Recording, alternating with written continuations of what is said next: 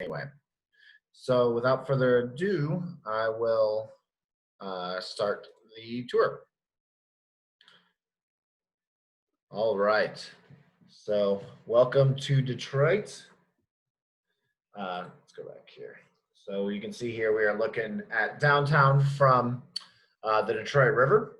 So our first stop on the tour will be Campus Marshes Park. So Campus Marshes Park is right in the heart of Detroit.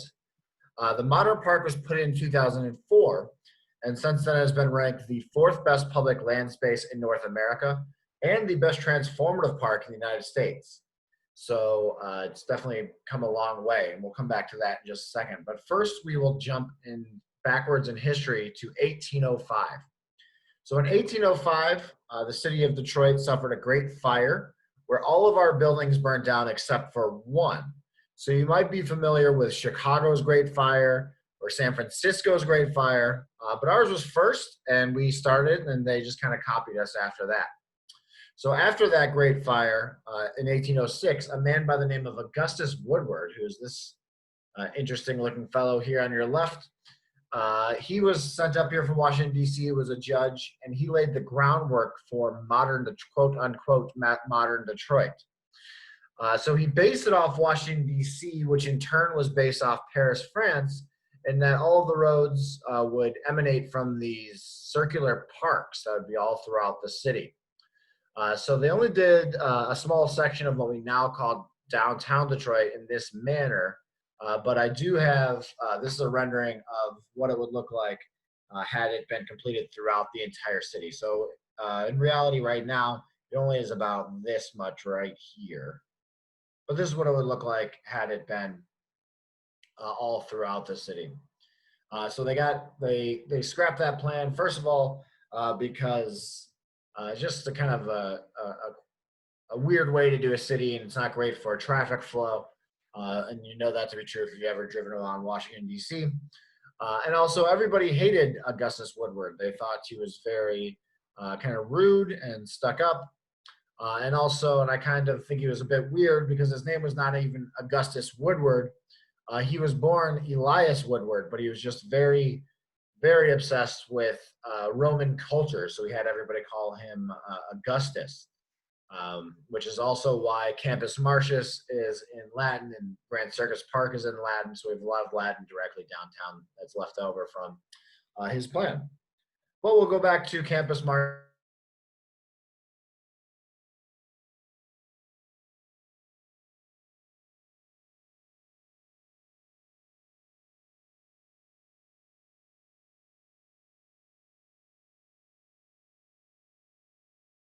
World, but it was kind of taken apart piece by piece. And the last of it was sold in the 1950s to Mexico City. They actually were still using the electric streetcars until the late 1990s. So they're in use for a very long time. And here you can see that Michigan Soldiers and Sailors Monument right here. Now we will jump forward to just before the modern Campus Marshes Park was put in. Now you can really see why it was called the best transformative park in the United States, because it really transformed this area. I mean, as you can see here, just kind of a weird intersection, nothing even approaching good walkability or things to do, just kind of, like I said, an ugly intersection. So you see that night and day transformation when you look at a more modern picture. So this is a picture taken of the tree lighting ceremony, which happens most years, obviously not this year, but most years in November. And they will get anywhere from 10 to 20,000 people coming to watch the tree getting lit. So this tree right here. So every year they find a Michigan tree. It's usually between 60 and 70 feet tall. And they put it right in the center of the park, and they have a big tree lighting ceremony. So this is also a good view of the park set up during the winter, because it does go through some transitions throughout the year. So you can see the ice skating rink here. So between that and the tree here, it's a lot like Detroit's Rockefeller Center in New York City.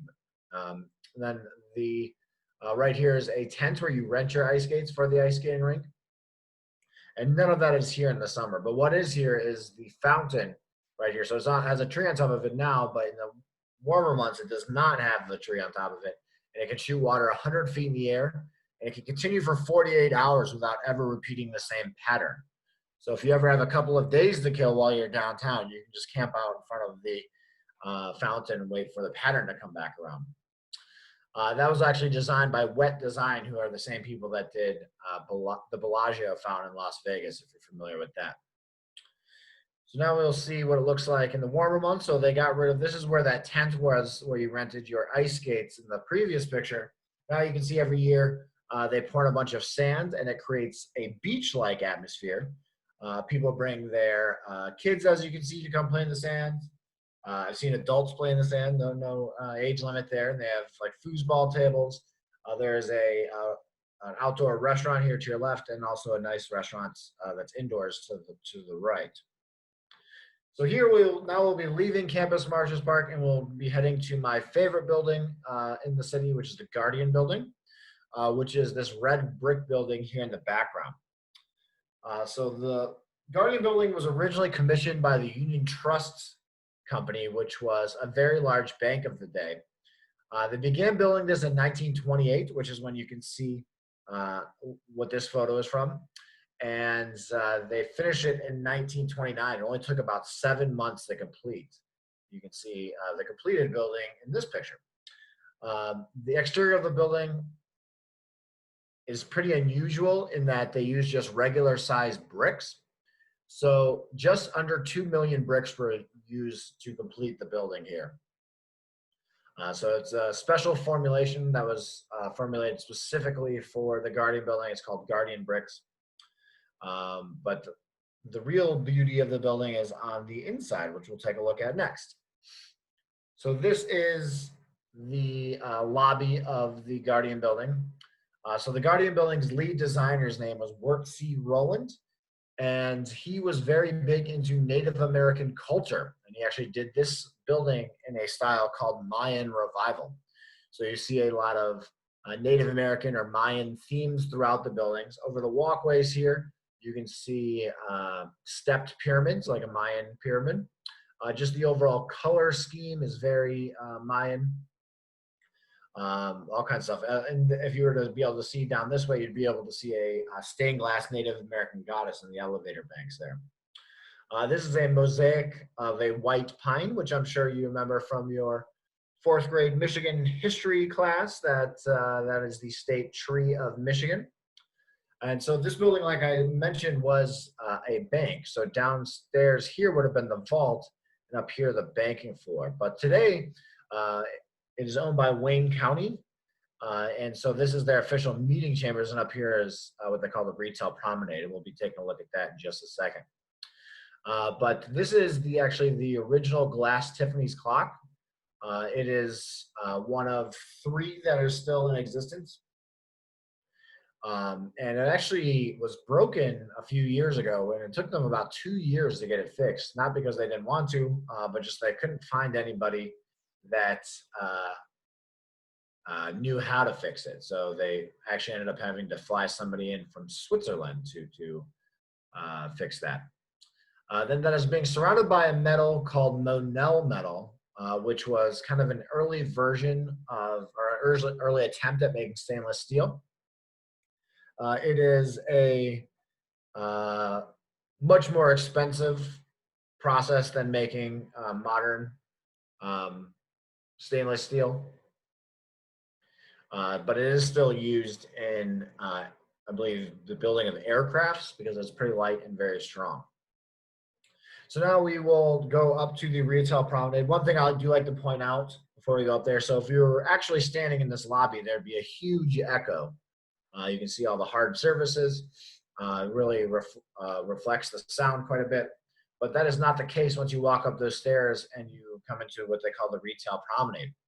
So the reason why there's no echo up here is what appears to be tile on the ceiling is actually one sheet of hand-painted canvas.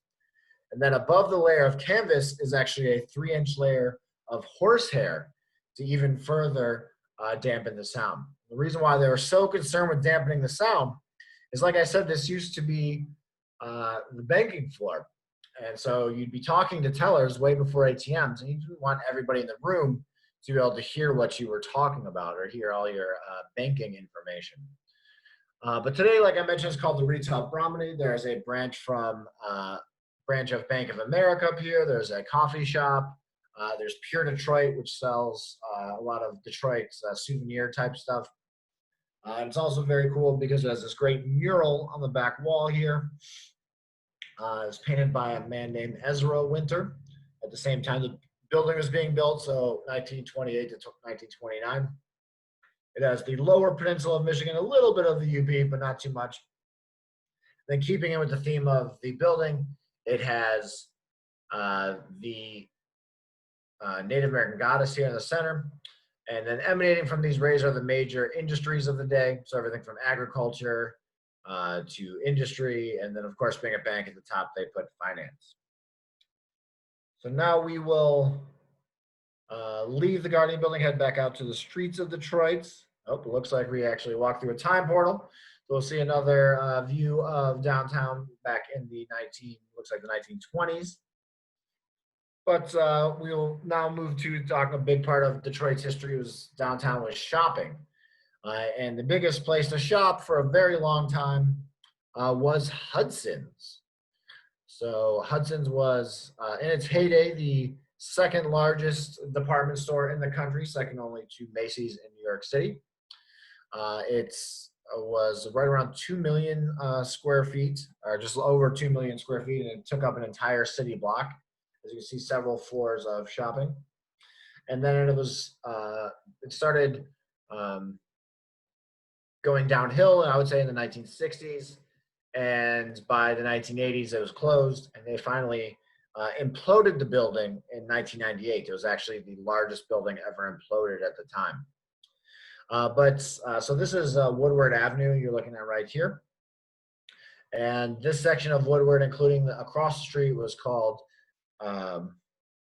Merchants Row. So here's a picture of it from the 1960s.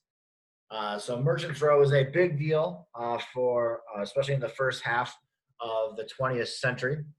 It was so popular, in fact, in the 1920s, that this intersection right here, State and Woodward, was the most heavily crossed pedestrian intersection in the entire world. In any given 18-hour period, 1.5 million people would cross the street here.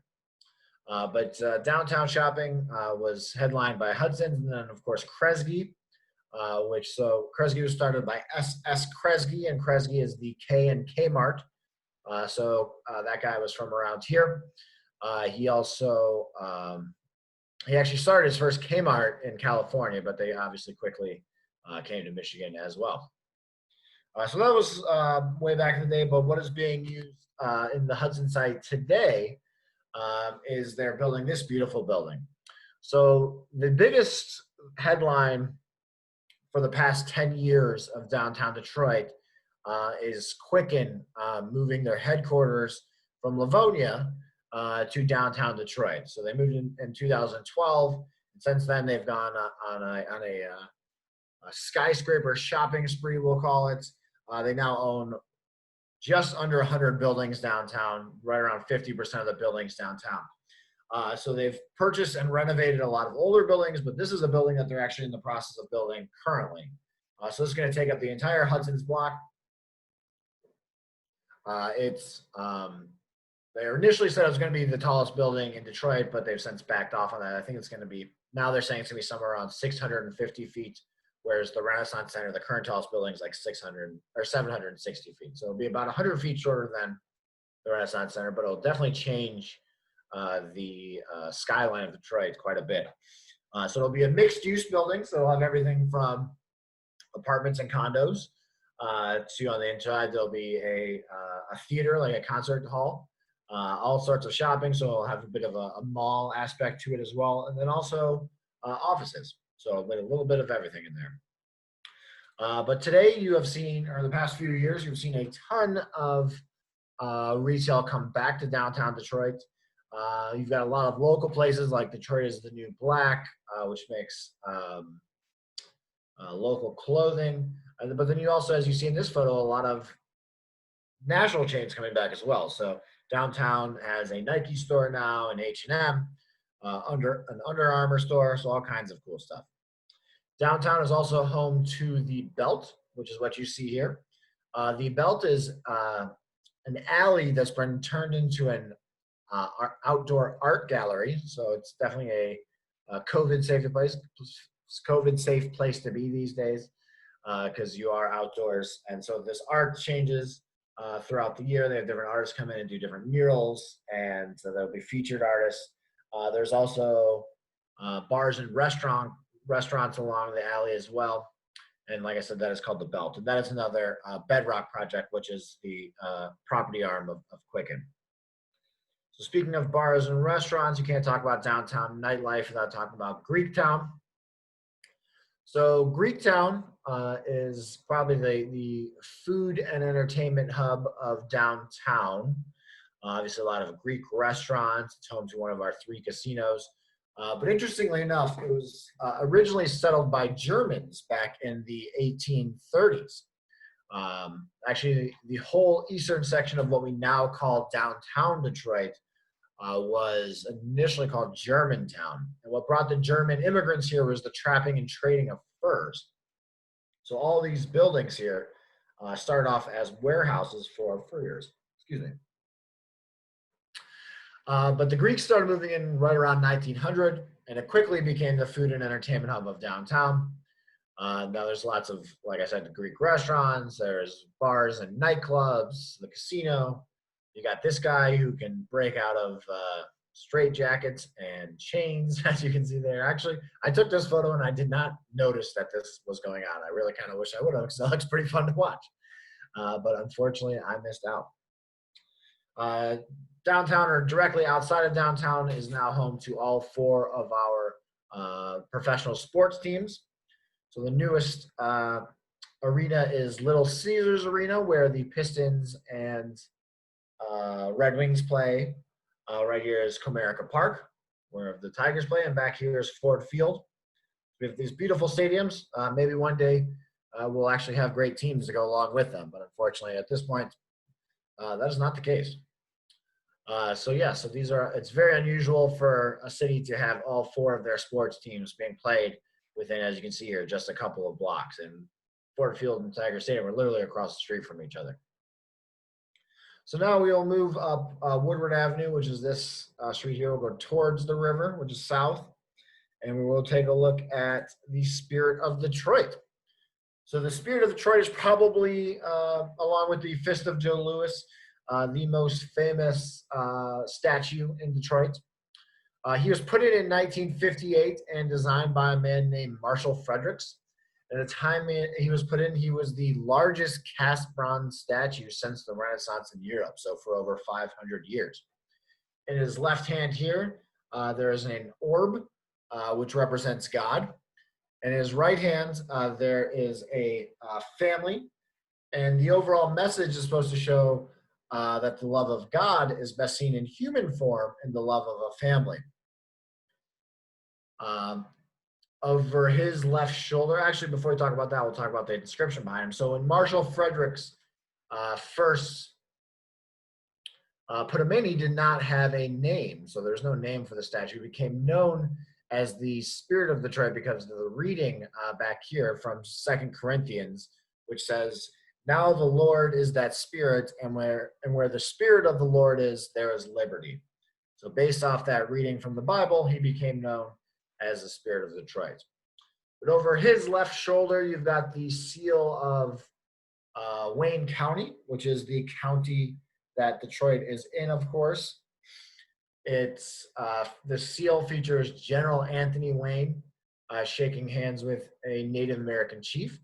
So Anthony Wayne was a Revolutionary War general, but in this picture, he is actually depicted ending the Northwest Indian War, which was a second war that directly followed the Revolutionary War, involving the New Americans and the allies for the British, or the Native American allies for the British. So we negotiated the end of that.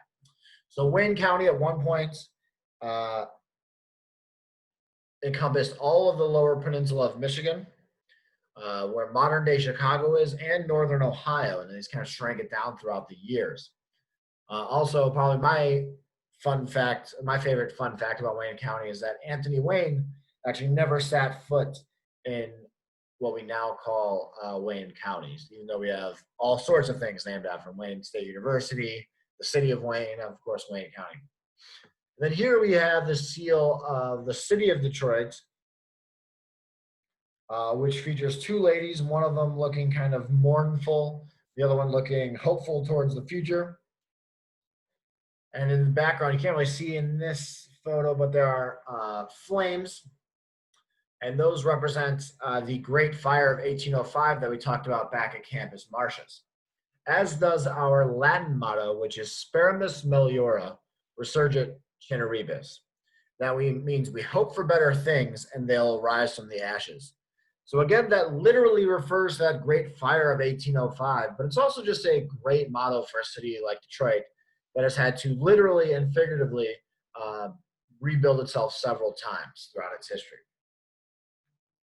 So also throughout the years, the Spirit of Detroit has been known to wear a few different outfits. The first one, this is a picture of him being installed, and I think from this picture you get a much better idea how massive the statue is. But here we'll show off some of his wardrobe.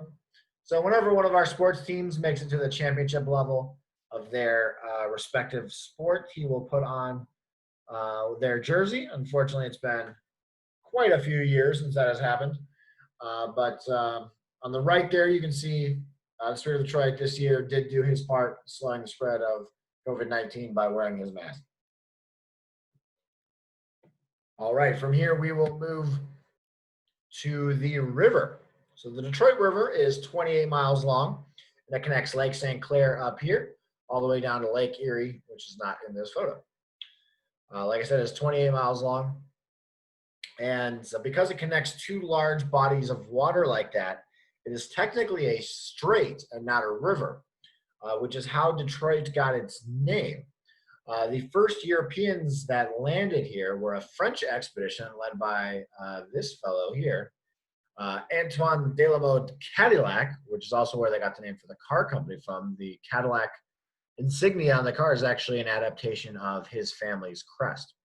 But anyway, he landed here in what is now Hart Plaza, and he called the area Fort Pontchartrain du Détroit.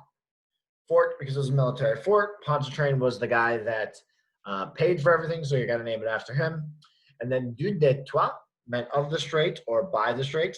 And then Détroit eventually became Detroit, because around here we have a long history of the mispronunciation of French words. As you can tell by my attempt to pronounce that French there.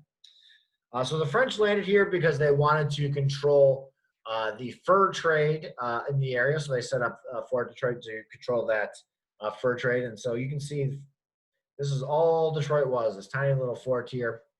And then the river was used as access points for different farms. So they broke up the surrounding area into what they call ribbon farms. So all these numbered areas here are ribbon farms. So they'd be long, narrow land divisions where people could grow their crops, but then still have an access to the river, because that was very important in terms of being able to sell whatever it is you were growing. So this is how Detroit looked in a lot of the 17 and early 1800s as well. Then when the Industrial Revolution took place, obviously it played a big role in Detroit. And the river played a big part in that too, because again, there are people who were shipping things, or a lot of manufacturing just requires a lot of water. So doing it on the river makes it easy. And then the Detroit River became very polluted until they passed the Clean Water Act in the 1960s. And then it actually cleaned itself out very quickly. And is now completely fine to swim in and all that kind of stuff.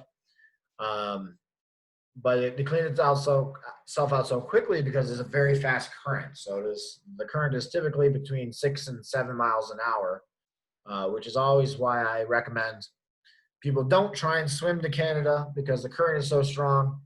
you'll probably end up in Ohio, and nobody wants that, as we all know. By the way, so this is Zug Island right here, which is on the border of River Rouge over here and Detroit over here. So this is the 4th Street Drawbridge right here, which if you've been paying attention to local news lately, I guess we'll call him a hooligan, actually jumped that bridge in his car recently as though he was part of the Dukes of Hazzard. So the bridge was not fully down, and I guess he just gunned it, and he made it. Unfortunately, no video of that has surfaced yet, but the man has been arrested. So that's just a little anecdote that I thought was funny. So now we'll move a little further up the river and go to the Renaissance Center. So the Renaissance Center, you can see the picture here from in the 1970s when it was being built. Of course, here's what it looks like today. So the Renaissance Center, despite being GM World Headquarters today, was actually originally the brainchild of Henry Ford II, who was Henry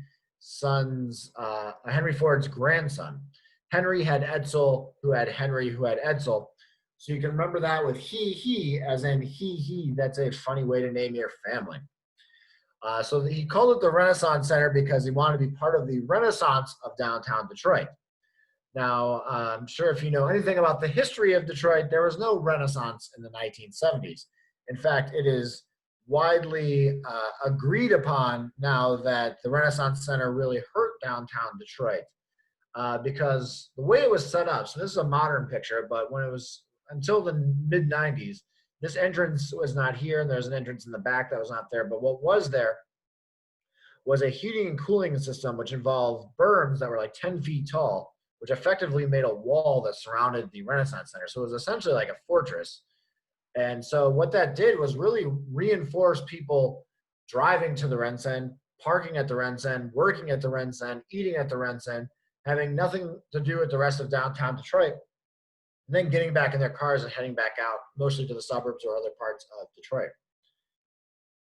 Also, when you look at when a lot of buildings went vacant downtown, that coincided with the opening of the Renaissance Center because a lot of tenants left whatever building they were in and moved into the Renaissance Center. So all in all, the Renaissance Center has gone down in several urban planning books about what not to do when you're trying to revitalize a downtown area.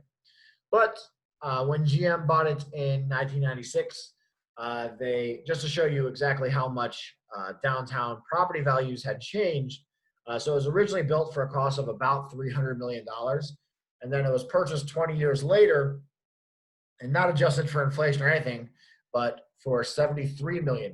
So it had lost over $200 million in value in those 20 years. But so GM bought it for $73 million, but they did put in $500 million worth of renovations. They got rid of that heating and cooling system, which made a wall. They put in 2 great pedestrian entrance and exits to the building. They made it less confusing on the inside, which I find pretty funny because it's still quite confusing on the inside. And they also started payment for the Riverwalk, which we'll come to in just a few seconds. But the Renaissance Center is really a city unto itself. There's over 60 different stores, a gym, a post office, a police station. And it's so large that it has its own zip code. So it's 48243. The Center Tower is the tallest building in Michigan. It's 73 stories tall, and that is the Marriott Tower, so that is one big hotel. And at the top, there are several restaurants that you can go, and there's obviously some of the best, probably the best views in Michigan. You can spy on Canada from there. Because this, of course, over here is Windsor, Ontario. Yeah, at one point, the top layer did actually rotate, but it broke about 15 years ago, and it was going to cost something like $10 million to fix. So they decided they were okay with the stationary top level. All right, so now we will move to the Riverwalk. So the Riverwalk is another big success story over the past decade in downtown. So they really started renovating the Riverwalk in 2009. Here on the left is where you can see what it looked like in 2008. Obviously, Not a place too many people would want to hang out, or at least not someplace I would want to hang out. But then just a year and a half later, you can see what it looked like over here. So it's currently a 3.5-mile long pathway that, of course, goes along the river. Along that pathway, you've got carousels. There's little cafes where you can get hot dogs and stuff like that. There's little nature sections. So there's all kinds of cool stuff. They're also consistently adding to the Riverwalk, and the place that they're really starting to work on now is West Riverfront Park. So this is close, just like the Ambassador Bridge would be like right here if this picture was extended. But this is an artist's rendering of what it's going to look like in 2 years. So it's supposed to be done in 2022. So there's going to be a splash pad for kids. You got these slides kids can go down. So all kinds of stuff. So things along the riverfront are constantly being added. Another major part of the Riverwalk is Hart Plaza. So Hart Plaza is where a lot of our festivals take place throughout the year, especially in the warmer months. There's a lot of art throughout Hart Plaza. This is called Transcending, and it represents the labor rights movement. This is called the Pylon, and it doesn't represent anything. It's just kind of there. And then here you've got the Dodge Fountain, which was in remembrance of Horace Dodge, one of the famous Dodge brothers. So like I said, it's a big place for festivals. The biggest one every year is Movement, or the Electronic Music Festival. It takes place every Memorial Day weekend, and it gets typically right around 100,000 people throughout the weekend. One of the reasons why it's so popular and gets people from around the world is that Detroit has a big electronic music scene dating back to the mid-1980s, when a type of electronic music, techno, probably one of the more famous types, was, I guess, invented here in the city of Detroit. Now we'll move down the river to probably my favorite place in all of Detroit, and that is Belle Isle. So Belle Isle is a large island park. It's just under 1,000 acres. It's 982 acres, and which makes it 15% larger than Central Park in New York City. So it was a pretty big place. It was originally owned by a family, the Campau family, C-A-M-P-A-U, which is a prominent family in the area. You might be familiar with Joseph Campau, which is a street that is it goes through Detroit, but it's the main street in Hamtramck. So if you spend any time in Hamtramck, you're probably familiar with Joseph Campau. But they sold the island to Detroit in the late 1800s for the cost of $250,000, which in today's dollars is about $5 million. So still not nothing crazy expensive. There's lots to do on Belle Isle. Over here is a beach. This is the Belle Isle Conservatory, which we'll take a look at in just a second. And this is the aquarium. All sorts of athletic fields. Here's a postcard from what it looks like. Looked like back in, looks like the 1920s. So people wearing a lot of clothes for how warm it appears. But this is the Belle Isle Conservatory, which is one of my favorite places in Detroit, especially in the cold months, because as I'm sure you know, our Michigan winters can be pretty cold and pretty gray, and it'll seem like it's been years since you've seen anything green, but you can go inside this building and you can see exotic plants. Actually, the exotic plant room, or the tropical room, is my favorite place, because it's, even if it's 0 degrees outside, it'll be about 85 degrees in there, and pretty humid too, because it'll kind of beat some of that dryness that you get in the winter as well. There's also a cactus room, fern room.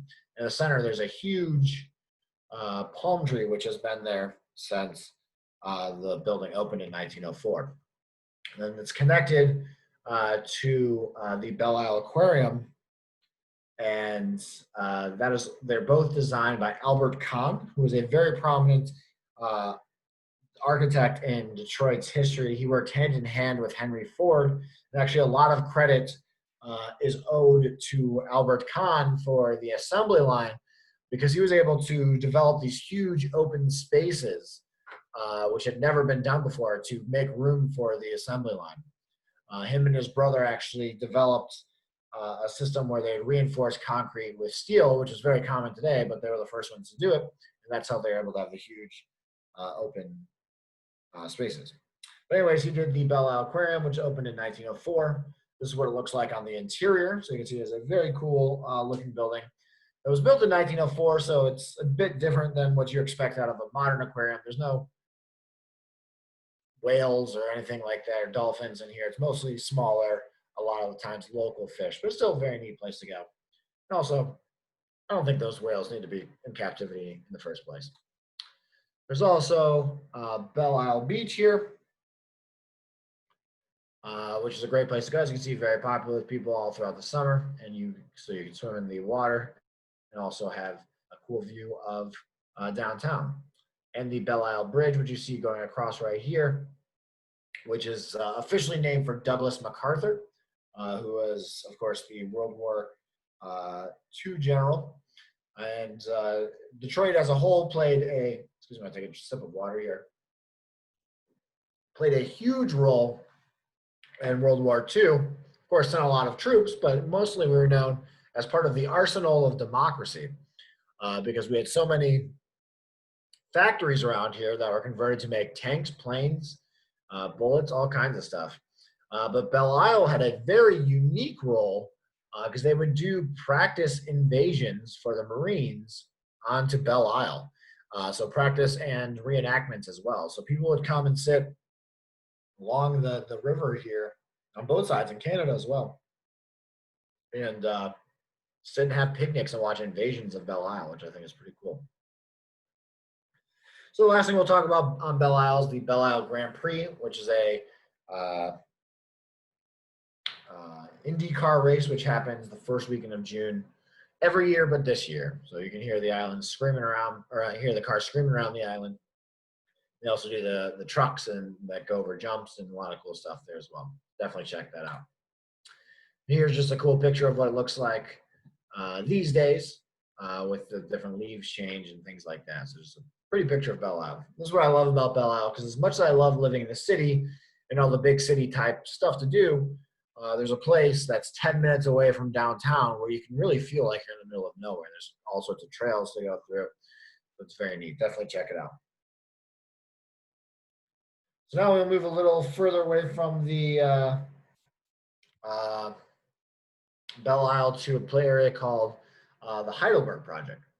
So the Heidelberg Project is a 2 square block living art space that was created by this man, Tyree Guyton. Let's go back to that first picture. And so a bit of background on Tyree. He went to CCS, or College for Creative Studies, which is an arts school here in Detroit. But then after that, he went and fought for our country in the military. But when he came back, he saw a lot of blight happening in his neighborhood. So this is his childhood neighborhood. This is his childhood home right here. And so to combat that, he wanted to use art as a weapon to combat blight. So he started painting polka dots on his house and then polka dots on the streets. And then from there grew to a 2 square block living art space where he takes items that most people would look at as trash, like all these shoes, shopping carts, his old motorcycle, and turns them into works of art. So there's 2 square blocks, and it gets people from all over the world. I've been doing tours in Detroit for over 10 years now, and especially people that are coming from foreign countries. This is easily the #1 thing people ask to see is the Heidelberg Project. So it's very popular and brings people from all over. Just a bit closer to downtown from the Heidelberg Project is the DeQuinder Cut. So the DeQuinder Cut is a 2.5-mile greenway, which is, it's green because there's no cars. It's just walking or riding your bike, or rollerblading or stuff like that. And way because it's like a freeway because you don't have to stop for any cars because it's made out of what used to be the DeQuinder railroad track. So it goes underneath all the roads. So once you're on it, it's kind of a straight shot. And it's a great place for, like I said, walking, riding your bike. There's the shipping container restaurants and things and bars, which have been open all throughout this summer as well. You can see one of the murals here. We'll get a better view of that because as you go along, there's these really cool murals that you'll see, which people have been asked to put there. And if you take the Dequindre Cut all the way to its fruition, or it goes basically from here to here, but it's going to become part of a 28-mile greenway, which is going to make up the entire city, or go through a big chunk of the city anyway, which is going to be things like the Dequindre Cut, and then also protected bike lanes and other sorts of paths like that. So this will be coming over the next couple of years. But the end of the Dequindre Cut currently ends in Eastern Market. Eastern Market is the oldest and largest open-air market in the country. Originally started in the 1850s, where it was a place to sell hay and wood. This photo is not from the 1850s because cameras weren't around back then. You can see a car here, but it looks like it's not too long after that. It looks like early 1900s maybe. And so still a hay and lumber market. So they moved the produce market, which had been in downtown, very close to where Campus Marshes is today. They moved it to Eastern Market in the early 20th century. And then it quickly became very popular. It averages on normal years, I'm not sure what the figures look like this year, but let's say every year, besides 2020, it averaged about like 45,000 people per Saturday that would go to Eastern Market. So it is very, very popular because you can buy produce of all kinds, all sorts of cool stuff. Then every year they do have the Flower Day, which is the first Sunday after Mother's Day, where you can go buy all sorts of, the entire market is full of flowers. And then throughout the week, not just on Saturdays or Sundays, there's great restaurants like Stupino Pizzeria. There's a distillery where they distill their own liquors. There's 2 breweries. There's stores of all kinds, everything from a kung fu dojo to bike shop to produce stores to places that just sells nuts, all kinds of stuff.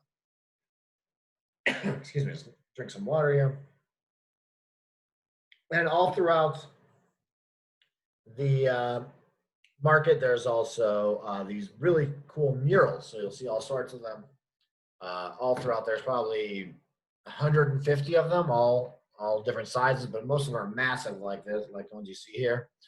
They're put on by a organization called Murals in the Market, and they also put on a festival every year celebrating them called Murals in the Market. Definitely check those out. Now, while we're talking about produce, we might as well talk about the urban farming that has been happening quite a bit in Detroit over the past decade, because despite all the improvements Detroit has seen, you still see, still have about 20 square miles of unused land. So one idea people have utilized this unused land is urban farming. So right now you're looking at Earthworks Urban Farm, which is ran by the Capuchin Soup Kitchen, or the Capuchin monks, which have a monastery. This is actually one of the buildings. It's part of the monastery back here. And Gleaner's Food Bank, which is a food bank for the region as well. So they grow food to be used in the soup kitchen or used in the food bank as well. They also try and get people that utilize the soup kitchen to come help out in the farm, because they found that people people benefit from growing their own food, especially children. Children are a lot more likely to be excited about eating healthy if they actually have a hand in the cultivation of the vegetables and things like that. And so they have this hoop house here where they can do stuff almost all year round. And it's not just your traditional type of farming that's been happening in Detroit. Here you'll see an example of vertical farms. This guy's name is Jeff Adams. He runs what's called Artesian Farms in the city's west side. So this is done indoors. It's done hydroponically, which means there's no soil that grows his greens. It's just all grown in water. And so it's a more modern, almost like futuristic take on agriculture. And you can look for Artesian Farms and specialty stores like Whole Foods, that kind of stuff. They sell it, so check that out. It's all pretty good.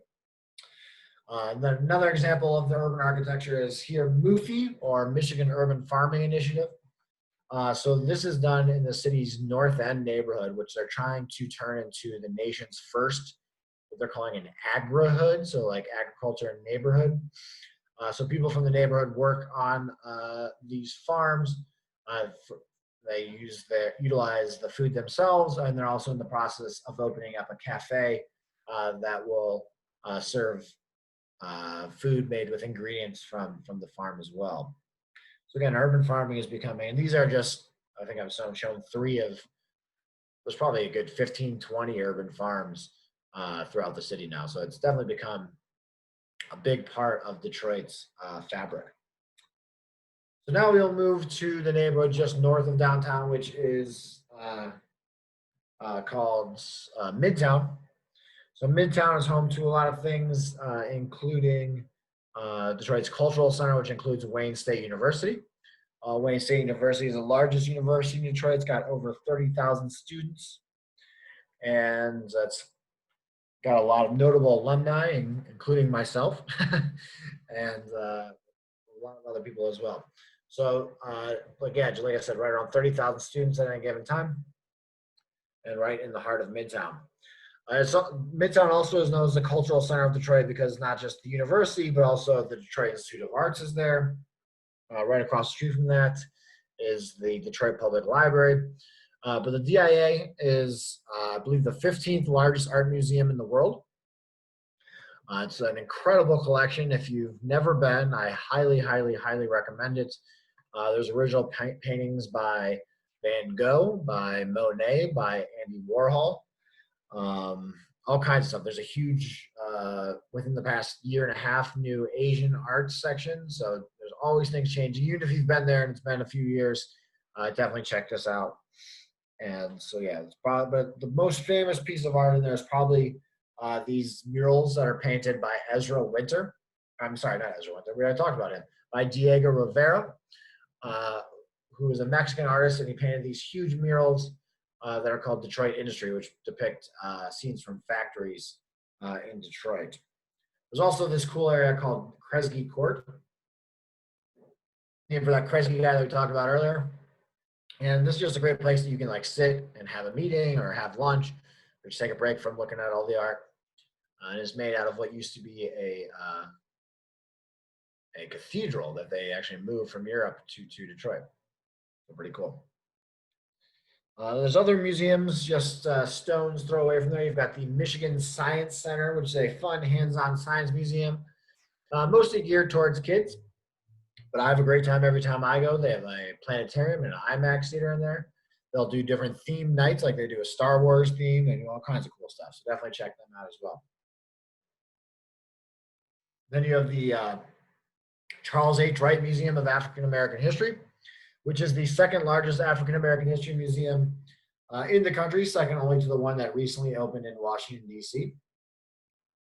Charles H. Wright was a local man that actually started this museum out of his home. And then he eventually got grants and things and was able to open up a real museum, or I guess a bigger museum. And the last museum we'll talk about in Midtown is the Detroit Historical Museum, of course, dedicated to the history of the city. So you got everything from the automotive history to the music history, all kinds of cool stuff. So definitely check them out as well. But Midtown is not just universities and museums. There's also a lot of great places to eat, a lot of great places to shop. Right here, you're looking at Avalon International Breads, which is a fantastic bakery, and it's an organic bakery, and it's been an organic bakery for like 20 years. So before most people even knew what organic was. If you're ever there, get the sea salt chocolate chip cookies. That is one of my favorite things in the entire world to eat. Then here, just a block over from Avalon, you've got Canfield Street, where you have Jolly Pumpkin, a brewery, Third Man Records, which is a record shop, and some clothing stores over here as well. Now we'll move north to New Center. The first thing we'll see is the Fisher Building. So the Fisher Building was originally commissioned by the Fisher Brothers.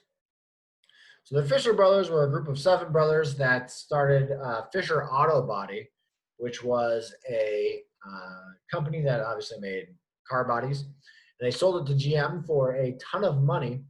So they wanted to give back to the city of Detroit. So they wanted to be like the catalyst for a second downtown. So they paid for the creation of this building, the Fisher Building.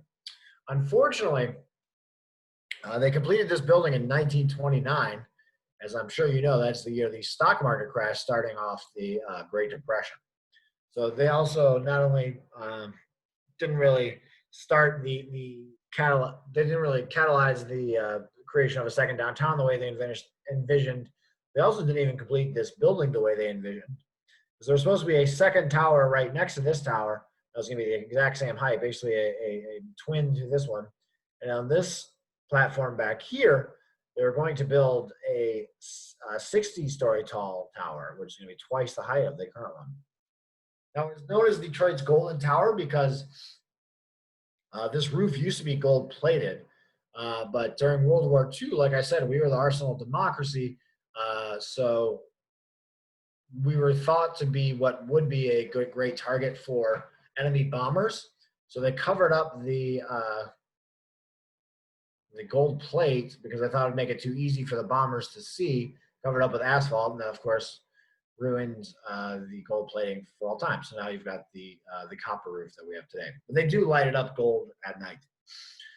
Now, across the street from this was the original GM building. Before the Renaissance Center, this was GM World Headquarters, but now it's owned by the state. There's different state offices in there. But much like the Guardian building that we saw before, the real beauty, in my opinion, of the Fisher building is on the inside, which we'll take a look at right after we take a look at this cool picture of the Fisher building being built. Now we'll go inside. So this is more of a traditional kind of grand Art Deco building, as opposed to kind of the more colorful Guardian building. So there's over 40 types of marble that make up the interior of the building. You also have the vaulted lobby here, very opulent. And if you go through these doors, you're taken into the Fisher Theater, which is where you see a lot of our Broadway-style shows. Now we'll move just a little further up Grand Boulevard to Hitsville, USA, or the Motown Museum, which this used to be the site of Motown Records, which was started in 1958 by Berry Gordy. And in this small building, more #1 hits were recorded than the Beatles, the Rolling Stone, Madonna, and Elvis had combined. So you can, it also took place in Studio A, which you see on the right. This is where all your favorite Motown hits were recorded. On your left here is probably my favorite picture of all time. Because if you look closely, it is a photo of Stevie Wonder taking a photo of a statue of Michael Jackson, which begs a lot of questions. First of all, hopefully you're aware, Stevie Wonder is completely blind. So who gave him a camera? How does he even know how to work a camera? And how does he know what he's taking a photo of? So this is just a very odd picture, and I want some answers, but I don't think I'll ever get them. So yes, that is the Motown. Definitely check out the Motown Museum. It's about $10 to go through the whole thing. It takes about an hour. It's definitely worth it. So New Center is also one of the fastest redeveloping areas in Detroit as well. You see a lot of people moving to that area. There's new construction like this here. And this is very popular in Detroit. Really, it's become very popular all over the country with the residential on the upper levels and then the ground level retail. So the final neighborhood we'll check out is Cork Town. So just west of downtown, you can see downtown in the background here. Cork Town was originally settled by Irish immigrants, many of which came from County Cork, Ireland, which now became known as Cork Town. It's also home to our St. Patrick's Day Parade, which goes up and down Michigan Avenue here every year. So yeah, the Irish moved in right around the 1830s. And then for a long time, Cork Town was synonymous with baseball, which we'll talk about in a little bit. Because Tiger Stadium was here as well. But recently, it's become a hotbed for a lot of great restaurants and bars and that kind of stuff as well. But it was also home to some of the oldest structures in Detroit, which are known as the Cork Town Workers' Row houses. So these are buildings that date back to the 1830s where workers lived in. That's pretty unique throughout the country to have old. I mean, it's not that unique to have very old buildings, but typically they're mansions or churches and things like that. They're not usually places where regular folks live. So it's pretty unique in the country. And you can see a lot of Cork Town is made up with the traditional kind of turn of the century architecture, 1800s, 1900s, or late 1800s, early 1900s. A lot of cool stuff. Probably the most famous thing about Cork Town, though, is the old train station. So the Michigan Central Station was originally opened in 1913, and it was the tallest train station in the world. And it was also designed by the same people that did Grand Central Station in New York City. Now, the last train rolled out of there in 1987. You can see what it looked like in its heyday. But like I said, the last train rolled out of there in 1987, and it quickly deteriorated. It was purchased in 1995 by Matty Maroon. It was the same guy that owns the Ambassador Bridge. And he really let it, he's recently passed away, so I will not talk too much about him because I don't want to speak too ill of the dead, but let's just say he was not a very good steward of a lot of Detroit's architecture, including this one. He basically let it deteriorate. For a long time, it didn't even have windows, and so the interior ended up looking like this, where it was getting rained on and moldy and graffitied up and all kinds of negative stuff happening in there. But the good news is, just a couple of years ago, it was purchased along with a lot of other properties in Cork Town by Ford Motor Company. And I live about 2 blocks away from the train station, and I can tell you for a fact they've been working on it quite steadily for the past couple of years. And these are some of the ideas of what it's going to look like in the future. So you have the exterior here. The interior looking a lot closer to what it looked like back in the heyday, and a lot of other cool stuff happening there as well. So Ford is building a lot of their bring a lot of their interesting concepts like the autonomous vehicle department and electronic vehicles, that kind of stuff as well. So it's really cool to see that come back to life, because you may remember, let's go back here.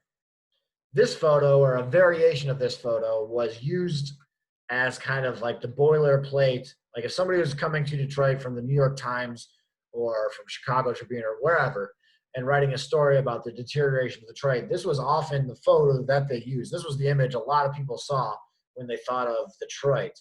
And so it was really symbolic to have it go from that to what it's going to be like to have it go to this. So hopefully this will become kind of the new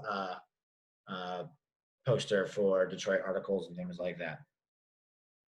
So we cannot talk about Cork Town without talking about baseball. So Tiger Stadium is right at the corner of Michigan and Trumbull, right in Cork Town here. So everybody knows about Tiger Stadium, but a lot of people don't realize exactly how long baseball has been played at the corner of Michigan Trumbull. Because before Tiger Stadium, there was Briggs Stadium. Before that, there was Navin Field. So baseball has actually been played on this corner since 1895. Tons of baseball history has been played there. Babe Ruth hit his 600th home run there. Lou Gehrig played his last game there.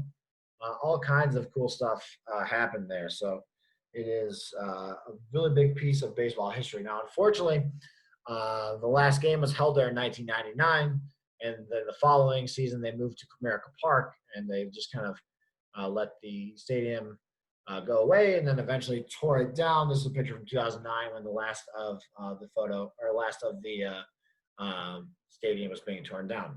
But good news is they have turned it into a youth baseball facility in that area.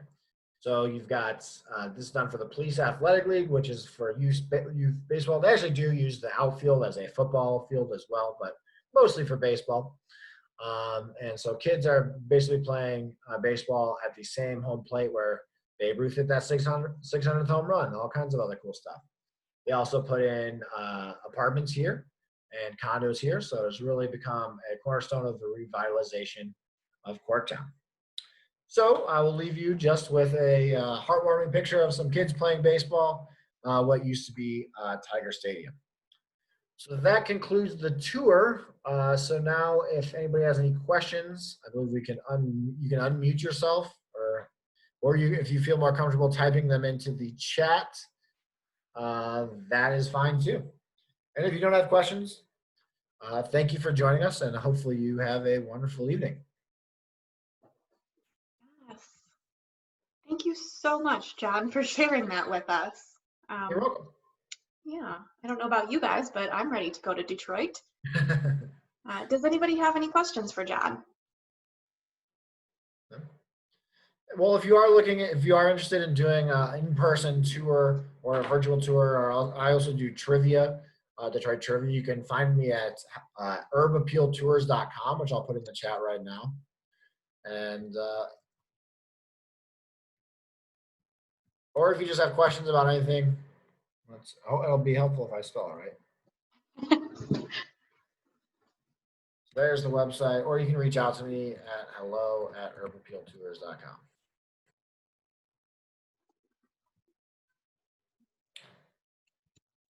All right. I'm also going to share some information with you guys. If there's no questions, we're going to thank you for attending. Thank Jon again. Right after Jon's link, you'll find ours from the Howell Library, asking you to please take a few minutes to give us your feedback on tonight's program. And you can also visit our website at www.howelllibrary.org to discover more upcoming events from the Howell Carnegie District Library. I'll give you one last chance for questions, and then we'll say good night. You're welcome, Holly. I saw your great program. You're welcome, Sandy. Thank you, Ilsa. All right, everyone. You guys have a great night. All right. Thank you so much, Jon. You too. Thank everyone for attending. Have a good night.